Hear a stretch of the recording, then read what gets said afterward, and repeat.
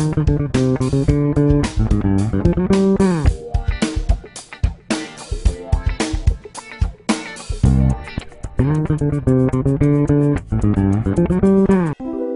Alexandre Zapolski. Bonjour Franz Schwab. Vous êtes le président de l'Inagora qui existe depuis 2000, qui est un éditeur de logiciels open source, fameux en France. Combien de salariés aujourd'hui ? 130. 130, pas qu'en France d'ailleurs, un peu partout, dans pas mal de pays.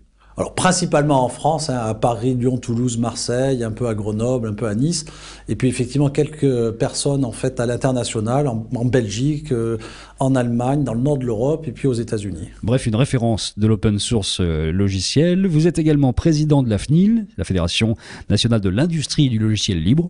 C'est un peu logique. Et vous êtes également administrateur Syntec Numérique et également coprésident du comité open source de Syntec Numérique, et c'est à ce titre-là d'ailleurs que vous organisez les premiers états généraux de l'open source qui ont lieu lundi prochain. Et ces états généraux en fait font suite un petit peu aux déclarations du Premier ministre. D'une certaine façon, il avait dit il faut que la France s'oriente vers quelque chose de très open source. Donc la balle a été prise au bon et hop, c'est parti, on fait des états généraux.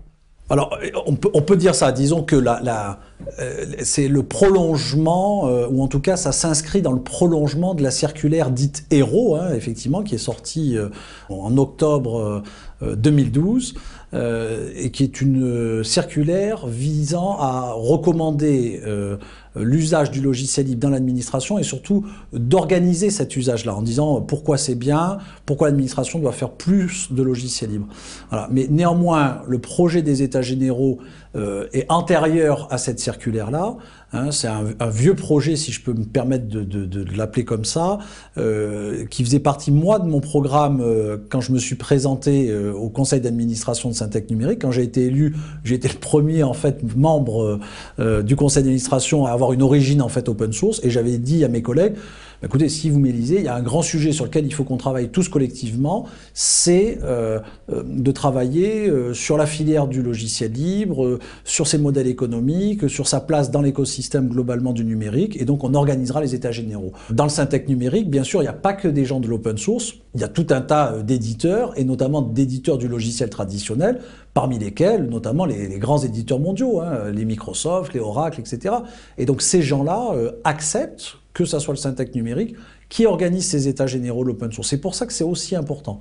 Bon, et puis aussi, très bonne nouvelle, c'est que l'ensemble des acteurs de l'écosystème de l'open source ont accepté de participer à ces états généraux. Ça, c'était tout à fait essentiel pour que ces états généraux soient une réussite. États généraux sur une journée, mais c'est avant tout le lancement d'une consultation publique qui va durer comme ça pendant plusieurs mois, un rapport qui sera remis au gouvernement et des mesures qui seront prises. Enfin, en tout cas, c'est le but du jeu. Alors, c'est ce qu'on espère, naturellement. Donc, effectivement, le 21 janvier, c'est le lancement de ce processus des états généraux qu'on a calqué sur les états généraux de l'industrie, en termes de processus. Pendant plusieurs mois, on va créer des groupes de travail et on va travailler, je dirais, en chambre sur l'ensemble des sujets, la fiscalité du logiciel libre. Est-ce que, par exemple, il faut une fiscalité plus positive? On pourrait, par exemple, proposer que le crédit d'impôt recherche, qui est de 30% en France, soit porté à 40% si les travaux de R&D sont mis dans le domaine public, dans le domaine du libre. Parce que, naturellement, c'est pas tout à fait la même chose que le contribuable aide des entreprises à fabriquer du logiciel pour soi-même ou aide des entreprises pour fabriquer du logiciel qui va servir ensuite à tout un écosystème. Donc il y a des externalités positives en fait au logiciel libre et on souhaite les voir être, qu'elles soient, en fait, que ces externalités soient reconnues. Dans les états généraux, ce qu'on veut montrer, c'est que il y a un véritable marché, il y a des acteurs économiques. Ça, c'est l'un de nos grands combats. Par exemple, on souhaite faire reconnaître le statut d'éditeur de logiciels libres, d'éditeur de logiciels open source. Pourquoi? Parce que, si vous voulez, finalement, ceux qui jouent vraiment le jeu du libre, ceux qui fabriquent du logiciel et qui remettent le logiciel à disposition de chacun, eh bien souvent, que ce soit les utilisateurs, les clients ou les boîtes de services, essaient de squeezer le fabricant du logiciel et essaient de faire un business sans le fabricant du logiciel. Alors du coup, les éditeurs, qu'est-ce qu'ils font? Ils développent des modèles alternatifs. C'est le fameux freemium. Vous savez, une partie est libre et puis une partie n'est pas libre et reste propriétaire et payant. Au final, le logiciel n'est pas libre et pas gratuit, il est propriétaire et payant.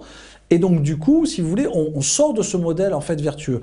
Et donc, nous, notre message, c'est de rappeler que derrière l'innovation, il y a des acteurs économiques, pas que, il y a aussi des communautés d'individus, mais il y a maintenant des entreprises, et qu'il faut qu'on trouve les moyens de financer cette création, qu'on trouve les moyens de financer cette innovation. Dans la partie high-tech qui est la nôtre, on a une vraie représentativité, une vraie force à défendre là? Dans le numérique, l'un de nos grands atouts, c'est l'open source. On a des acteurs absolument incroyables. D'ailleurs, ils seront présents à l'occasion de ces états généraux. Commerce Guy, qui fait la partie en fait e-commerce, voilà, Drupal Commerce, donc la partie e-commerce de Drupal. Succès mondial. Vous avez des gens comme Sensiolab avec leur solution Symfony, qui est aujourd'hui embarquée, c'est de la partie back-office, on peut dire ça comme ça, et puis moteur d'un certain nombre d'outils comme Drupal par exemple, ou comme Easy Publish. Hein, donc c'est des gens qui sont au cœur de sujets énormes à l'international, etc. Et puis il y a les collègues de Talend, de Bonita, qui font aussi un travail tout à fait remarquable. Donc en France, dans l'open source, on a des vrais champions mondiaux. L'Inagora, avec notre logiciel de messagerie OBM, pareil, c'est un succès colossal. Nous, on équipe plus de la moitié de l'État français. Et donc, il n'y a pas une semaine qui se passe où on n'a pas en fait des gouvernements de pays non alignés qui viennent nous solliciter en disant venez faire ce que vous faites en France, venez le faire dans notre pays, à Singapour, au Vietnam, en Indonésie ou au Brésil. Et donc vous allez voir que l'open source français, on a une vraie valeur ajoutée. Par exemple, par rapport à l'Angleterre, il n'y a pas du tout en Angleterre les mêmes éditeurs de logiciels libres qui existent en France. Donc c'est une spécificité aujourd'hui de la France, c'est un vrai atout. Il faut non seulement le faire savoir, mais le promouvoir. Les États généraux, c'est lundi. La Convention nationale, ce sera en septembre. Bref, vous allez occuper le terrain de l'actualité, enfin, en 2013. Merci beaucoup, Alexandre Zapolski. Merci, Franz Schweb.